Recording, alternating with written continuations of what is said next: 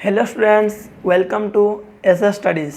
आज हम डिस्कस करने वाले हैं एनसीईआरटी के क्लास 7th का हिस्ट्री पॉलिटी का पहला चैप्टर जो कि है ऑन इक्वालिटी। इस चैप्टर के हम सारे क्वेश्चन आंसर डिस्कस करने वाले हैं आज। सबसे पहले हम समझ लेते हैं इक्वालिटी। इक्वालिटी मतलब होता है समानता। समानता मतलब हमारे इंडिया में जो भी लोग रहते हैं उन्हें कैसा क्या क्या समानता मतलब इक्वालिटी चीज़ मिलता है या फिर फैसिलिटी मिलता है। पहला क्वेश्चन है कि in democracy why is universal adult franchise important.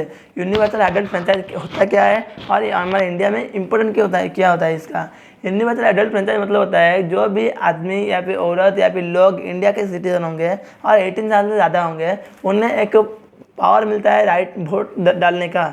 एक आदमी को एक वोट डालने का पावर होता है जो कि हम डिस्क्रिमिनेट मतलब किसी को भी हम अगर इकोनॉमिकली या फिर सोशली या फिर सोसाइटी में कोई भी अमीर आदमी गरीब आदमी या फिर काले आदमी गोरा आदमी ऐसा हम कभी भी डिस्क्रिमिनेट नहीं कर सकते हैं। Universal adult franchise is important in democracy as it is based on the principle of equality.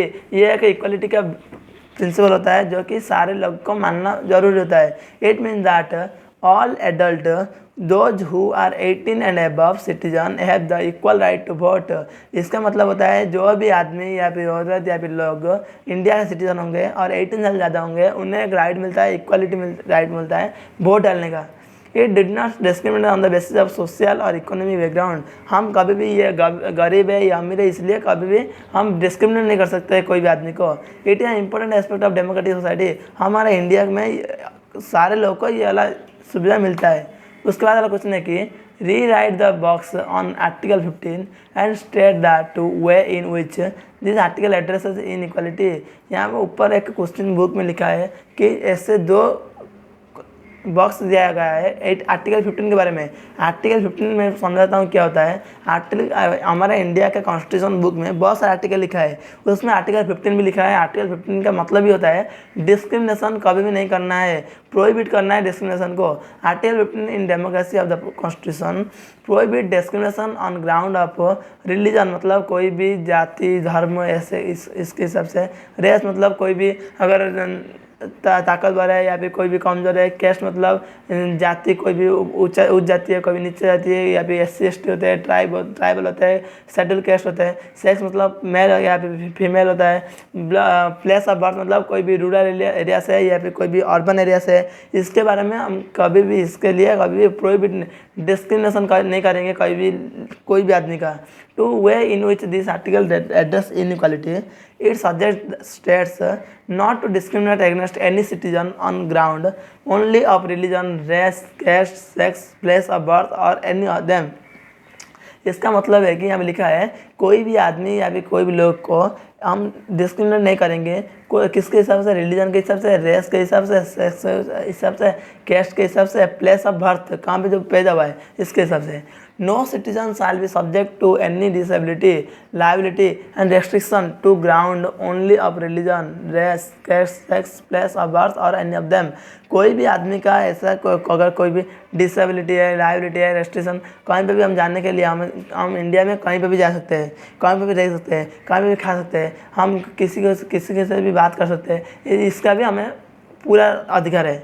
उसके बाद क्वेश्चन है कि in what ways was Om Prakash Valmiki experience similar to that of Ansari.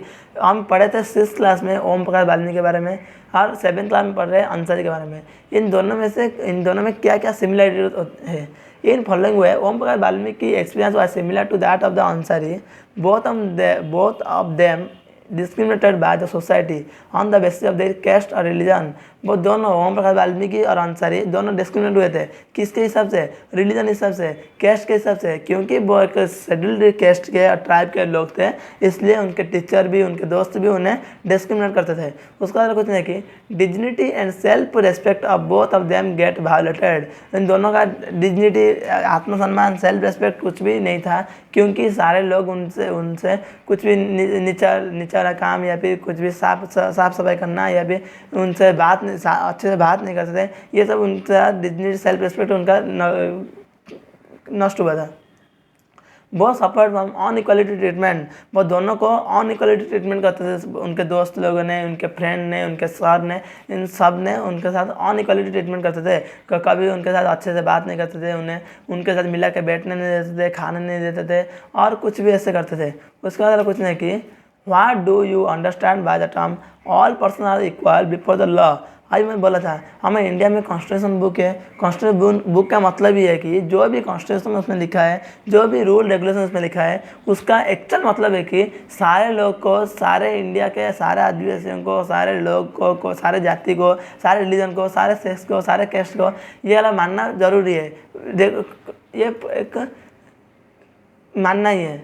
Why do you think it is important in a democracy? The term all persons are equal before law means that everyone will be given justice before law by treating them equal। इसका मतलब है कि कोई भी अगर बड़ा आदमी या फिर एमएलए, एमपी या फिर कोई भी मिनिस्टर या फिर कोई भी एक्ट्रेस, फिल्म स्टार, कोई भी रिच मैन, कोई भी बिजनेसमैन, ये सब पैसे के दम पर का जस्टिस को या फिर कोर्ट को कभी खरीद नहीं सकते हैं। हम जो भी क्राइम हुआ होगा उसके बारे में जब सुप्रीम कोर्ट में राय होता है, केस होता है, उसमें सारे लोग को, जो अमीर हो गरीब हो, उन सबको जस्टिस मतलब न्याय मिलता है। From the president of the country to the common people all are equal in front of law. सारे लोग, इंडिया के जो भी आदमी होते हैं, प्रेसिडेंट होता है, मिनिस्टर होता है, जो भी होते हैं, सारे कॉमन पीपल होते हैं, उनके सामने, हमें इंडिया के कॉन्स्टिट्यूशन के सामने सारे लोग एक जैसे होते हैं। It is important in a democracy because democracy suggest that no one should be treated on unequal basis, जैसे wealth, caste, colour, religion, gender etcetera. इसका मतलब है कि हमारा डेमोक्रेसी ये ऑर्डर करता है कि कोई भी आदमी, कोई भी लोग डिस्क्रिमिनेट नहीं होंगे और अनइक्वालिटी मतलब कुछ भी बेनिफिट से या फिर कुछ भी चीज़ें से वो पीछे नहीं रहेंगे। किसके हिसाब से? वेल्थ के हिसाब से, कैस्ट के हिसाब से, कलर के हिसाब से, कभी भी पीछे नहीं रहेंगे। इसलिए ये इसका मतलब है।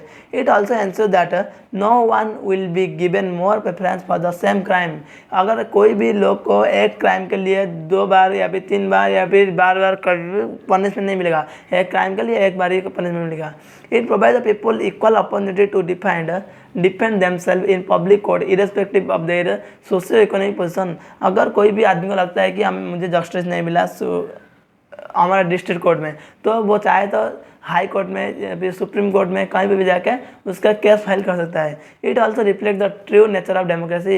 ये होता है डेमोक्रेसी मतलब हमारा जो गणतंत्र राष्ट्र है ना इंडिया का, इंडिया के ट्रू शेप के बारे में दर्शाता है कि हमारा इंडिया सभी लोग को, सभी जाति को, सभी कैस्ट को, सभी रिलीजन को एक जैसा मायने रखता है। आज का वीडियो यहीं पे कंप्लीट हुआ and like, subscribe and share my channel.